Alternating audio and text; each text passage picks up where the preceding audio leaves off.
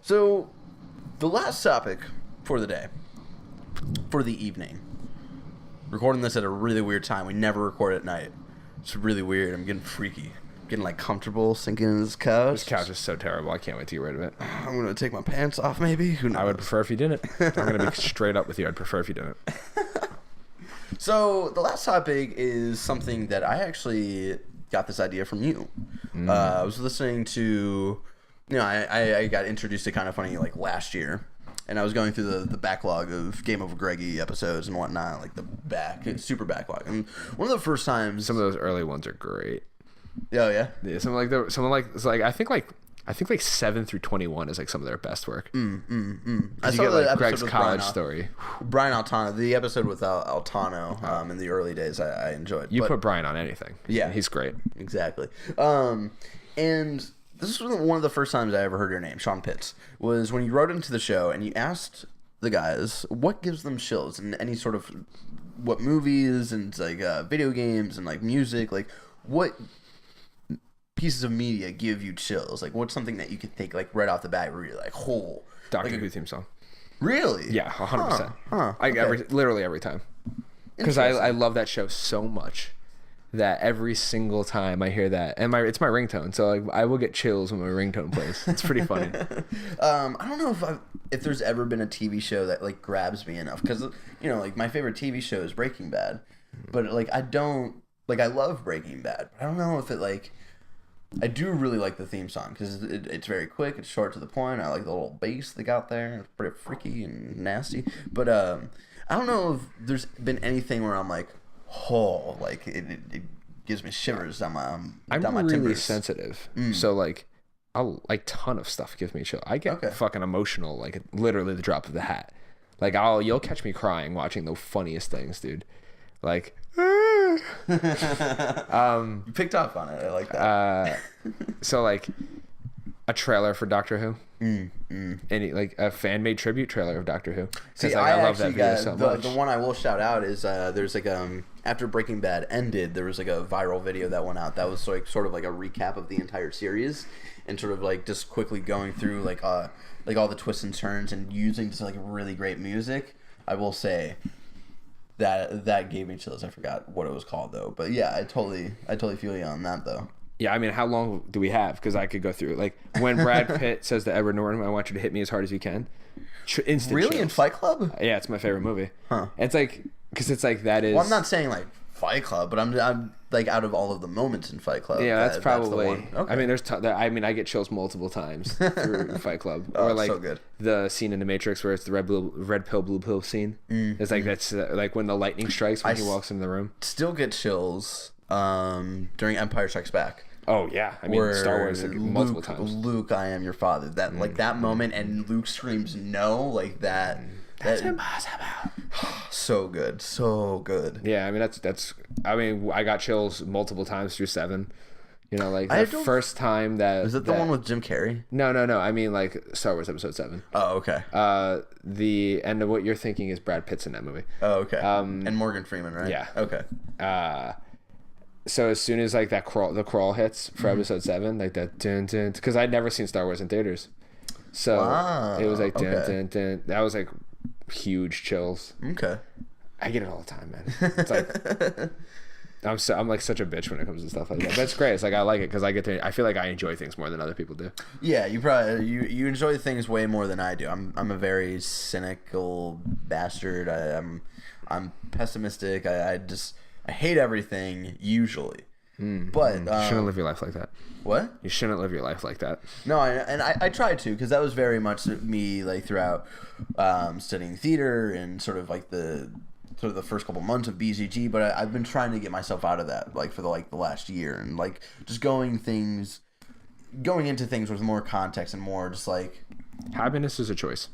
Yeah, you can choose. I chose to enjoy Batman v Superman. If I wanted to sit there and pick that movie apart, I could have. You chose to enjoy a bad movie. Yeah, there's some movies that's not really possible for, like Dark Knight Rises, but like it's the same thing where one of my friends was like, the new Drake album is trash, and I was like, trash? I enjoyed it. Like I mean like yeah, it's cool to look at things and be critical about, but you like, if you go through your life, but you still gotta like criticizing everything, you'll never enjoy it. And you'll enjoy like one movie a year. And that was the cool thing. Like, I was finally able to sort of separate the two, but still be able to enjoy it with the recent Blink-182 album, California, which is a trash album, but I still really like it. Where I'm just like I can see it for what it is, but like, you know, me, Blink-182 being the very first band I got myself into that wasn't like shoved down my throat by my parents, like I was still able to find joy from that album. So yeah, I'm definitely learning to do that, because it's like, I know really smart people, right, that like really love movies and like really watch a lot of movies, and they like one out of every 20 movies they see. And meanwhile, you got your boy over here who's like in like 19 out of every 20 movies I see. Because I'm like, I go into like, I watch Central Intelligence. Central Intelligence is a bad movie. Is that the one with Kevin Hart and The Rock? Yeah. But I always say, like, if there's like 2 scenes in the movie that I liked, I'm like, oh, that's fine. Okay. Like, I enjoyed it. Like, I was like, would I watch it again? No.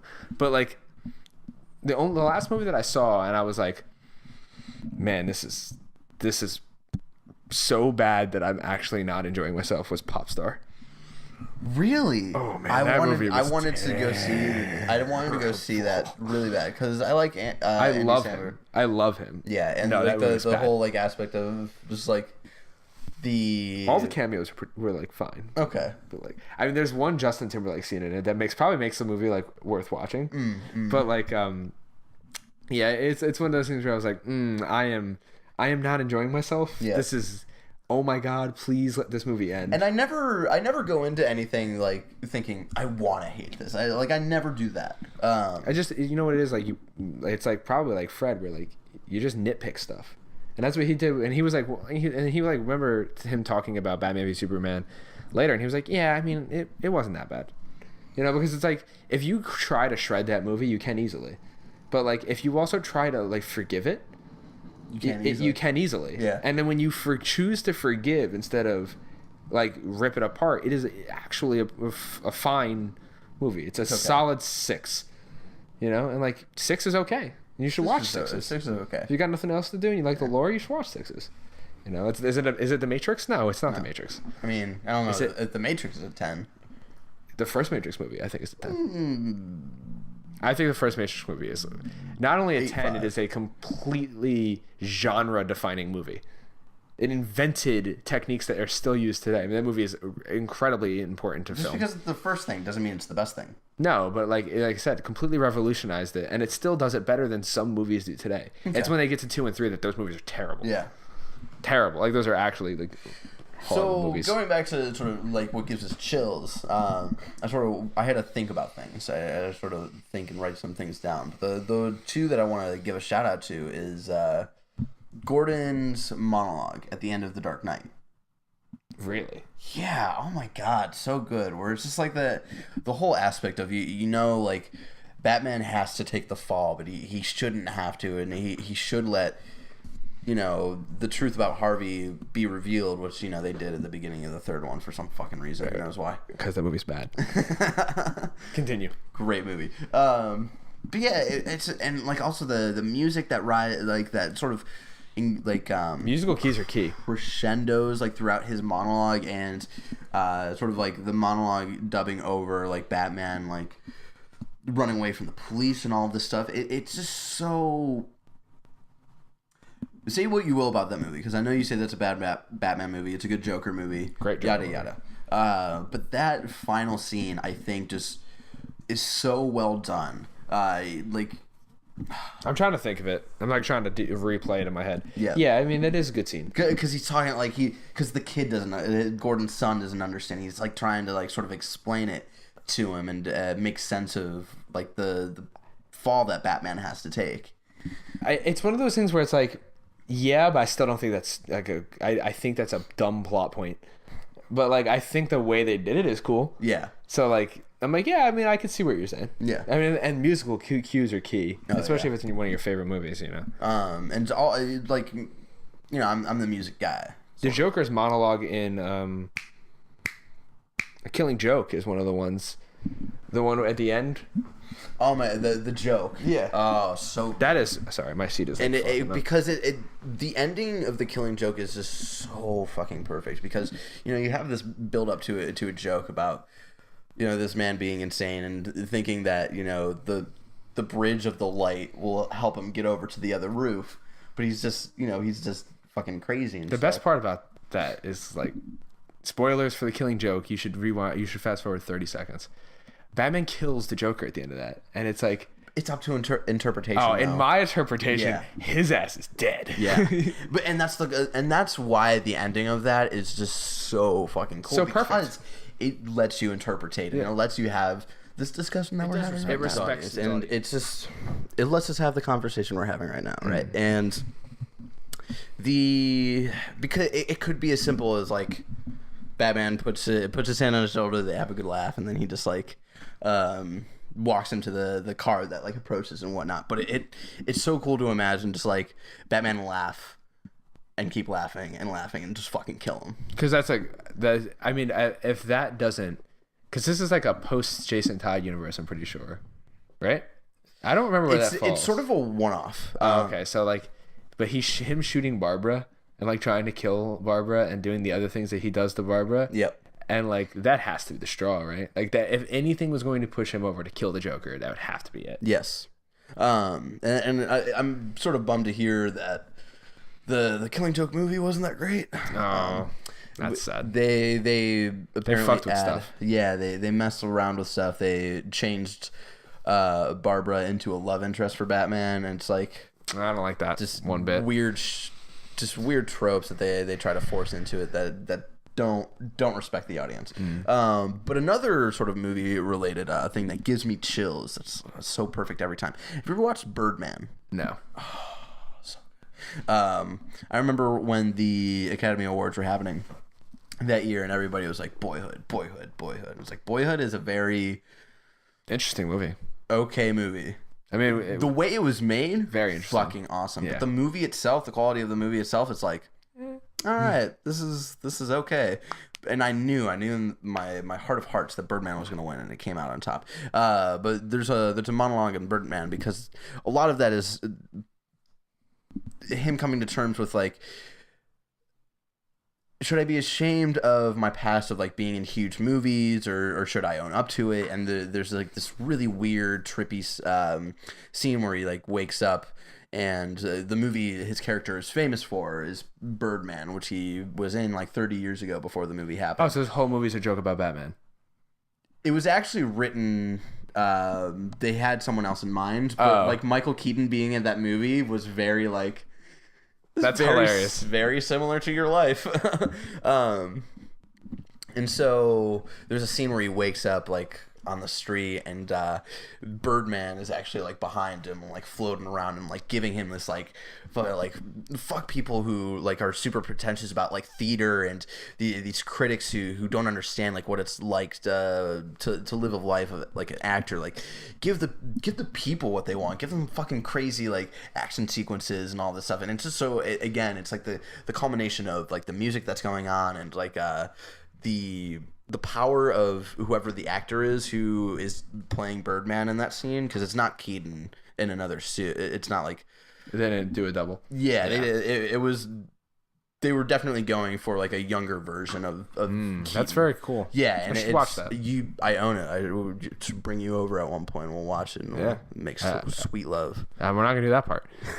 Monologues in movies are very powerful. Yes, and there's a bunch of. I mean, I could sit here literally all day. Yeah. The two Matt Smith monologues in Doctor Who season 5, episode 13, and season 7, episode 8, I think. I mean, the one where his last oh, that's another great one. Yeah. Oh my god. Where he's like, I will always be the Doctor, and the Doctor will always be me. I will always remember when the Doctor was me. Yes. There you go. I actually know that whole speech. Oh my god. I fucking love you. I love that show. So it's all just disappears, doesn't it? Like breath on a mirror. I love. I'm trying to think if the show has ever given me like chills. No, I You mean, know, like, I straight out at that point I was crying hysterical, so it was hard for me to get chills. Well, no, I was crying in a on fetal Smith's position. like last episode because I didn't understand that it was Smith's last episode. I didn't know that he was Oh leaving. yeah. So There's a couple of really fucking great scenes. oh my god. Supernatural's got a couple of really great really powerful scenes in it.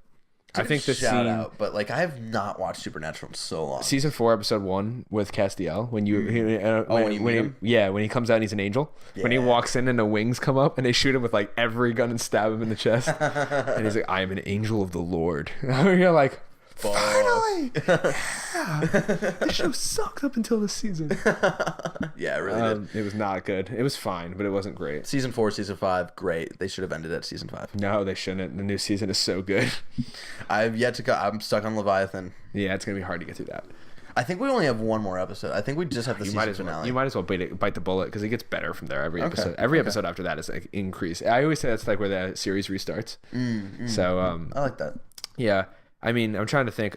Pain and Gain. There's a great monologue by Mark Wahlberg where he talks about like being successful. Oh yeah. And he's like, all my heroes are self-made. Scarface, and he like names all these guys, and he's like, there's this little rich shit that lived down the street from me. Got a brand new bike every Christmas. His parents took him places like France. I didn't hate him. I just thought it'd be cool to see France. It's like really great, and then, he ends it with like, I have no sympathy for those who waste their gifts. It's disgusting. More, he's like, worse than that, it's unpatriotic. And it's like, it's so like that scene hits me so hard because like that is like, there's nothing worse than wasted talent, and it's disgusting. You said Mark Wahlberg is in that? Speaking of Marky Mark. The one with Leo and Mark Wahlberg. Departed. The Departed. The final What a like film. 10 minutes where spoilers for that movie that came out like 11 years ago, I think. Yeah, something like that. Where everybody just dies. Where everybody is just like, everybody that like they've built up for you to care about is just like boom, boom, and they don't even like. And that's something I love because, you know, there's been this weird thing in like the last couple of years with like deaths in movies that like really annoy me. Where they it's an in between of like they don't take too much time, but they don't take no time at all. It's like this weird middle ground that doesn't work because like they pass over deaths in a lot of movies like recently, but they don't do it well. But The Departed did it so well where they just build up all these characters and like the cinematography works in those scenes where it's just like they're like sort of far away and they just shoot them and they just keep walking like they There's actually so great. good. You should go back and rewatch the movie and look at every phone conversation because they're incredibly well shot. Really, yeah. It's like when so my friend who's in film school was telling me about like when they're talking about shooting film, like conversation over phone, they always point to The Departed and like how in some scenes one character won't even say anything on the other line, but it's like still they like pan back to him for his facial expressions and it's like really well shot and it's like, really well acted. God, film is actually fascinating when you really get into like. I just recently watched something on David Fincher and like the way he does like conversations is like very different than the way the Coen brothers do conversations, which is really, it's like really fucking fascinating. Film when you really break down to it is the Coen brothers are just like they're very unique in the way that they bring conversation in any of their movies. Did you ever see Hail Caesar? No, I've really wanted to. Oh, so good. One of the kids in that movie is going to play the young Han Solo. Oh, cool. And I really like him. I don't know how he'll fit as Han Solo, but I liked him in that movie. And it's just like the way they can understand like the awkward pacing of a conversation. But they do that unintentionally. Yeah. Yeah. But like to sort of make it funny, right? It's not like who does Scorsese does it very differently, you know. Scorsese. No, not Scorsese, but I'm thinking of the other person who likes to have awkward conversations in all of his movies. Kevin Smith. Grand Budapest Hotel. I forget who directs all the you know who I'm talking about, right? Yeah. He just does it in almost like a pretentious way where it's just like it's not funny at all, like the pacing or anything, but it's supposed to be funny because comedy's so hard though. Yeah, comedy is because you know what the thing is. That might not even be him. That might be his editor. Yeah, that's like true. You shit on people, not you, but people shit on directors, right? I shit on people all the time. And one of the things that they don't realize, called the Cleveland Steamroller. One of the things they don't realize is like you throw a different musical cue or a different just cut. one little thing. One thing. It's like editors are magicians, and there's a great with the editor of Social Networks talking about like the first scene in Social Network where it's like really loud and he breaks up with the girl, and then he goes back to his dorm room and she's like, and then she turns to him and looks at him and she goes, "You're gonna think because people don't like you because you're really smart. Yeah. But in reality, people don't like you because you're a fucking asshole." Yeah. And like the music that plays after that, he was like, I tried 500 songs until I found the one that was like, this is it. This sets the pace of the movie. And then it's like, because it's nothing but that song as he walks back to his dorm to go invent it does set Hot the or pace Not. really well. And it's like perfect. I want to watch. What a great movie! We should watch Social Network. We should just have like a sleepover one night. Yeah, like, when I get my TV. Yeah, and just like watch a bunch of movies. You know what else we should do? Wrap this show up because your boy's starving. Yeah, we got to get you some food. Ladies and gentlemen, if you didn't know, this is Talking Shit. It's BCG's weekly podcast where we bring in random topics of discussion. We talk some shit about those topics. If you think that's the dopest dope you've ever smoked, you can give us $1 on Patreon. Just $1. Patreon.com/BCG. You get every episode in full audio form before the episodes roll out on YouTube, on SoundCloud, on our RSS feed. We can't officially be on iTunes because shit is in the title of our podcast, and iTunes sent me back. They're like, no. Oh, really? Yeah, they're like, they're very change... even if you mark your podcast as explicit content, they still won't allow us. Why don't you just change your name to Talking SH Asterix T? I'll probably try it. You should, because like you should be on iTunes. Really like. Oh, I know. They're assholes. Assholes. I mean, they gotta do what they gotta do. It's not the people who email us. It's not their fault. It's just the policies are crazy. Sean, thank you so much for being here today. Thank you for having me. Thank you for having me.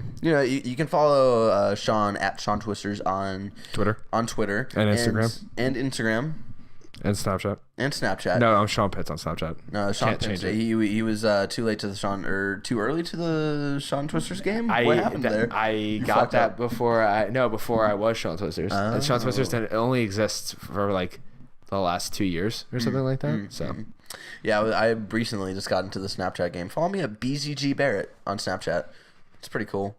I send snaps of my face all the time and my cat, and that's pretty much it. I actually never use Snapchat. Yeah. But still add him. It'll be fun. You can also see all of his endeavors at IGN.com. Being part of the social media team, helping with all of that, which is really cool. It's you're starting your second week right now. By the time people are watching this or listening to this, it'll be your third week. But you're enjoying it. You're having a good time out here. No regrets. No regrets. No, I'm all in. I don't. Yeah, I don't do it. I don't. That's how we do it in the Bay. I don't believe in having regrets. You just do things, and then if you don't want to do it anymore, you fix it. You know, like I'm glad you're all in, because that's something my AP teacher in high school for English taught me. It was one of our first lessons. Don't go half-ass. No, yeah, you don't. Go half-ass. I don't give 10% of anything. Like you go 100% or you don't do it. And, like there's literally no point in half-assing anything ever. Exactly. Sex. Your career, sex, anything that you do, you should always give 100%. Exactly. It's very important. Thank you, Barrett. You can follow me on Twitter. You can follow me on at Banandlerchong on Twitter and Instagram. Did you say no? Don't follow me? No, just your name. Banandlerchong. Do you get the reference? Chandler Bing. Yeah, there you go. Yeah. Your boy's watched some Friends in his life. Okay. Also, How I Met Your Mother is a superior show. We should have that discussion. Both shows are okay. With that being said, got a bad taste in my mouth from that. I'm done. Thank you guys so much for joining us this week. And until next time, keep talking shit. Thank you.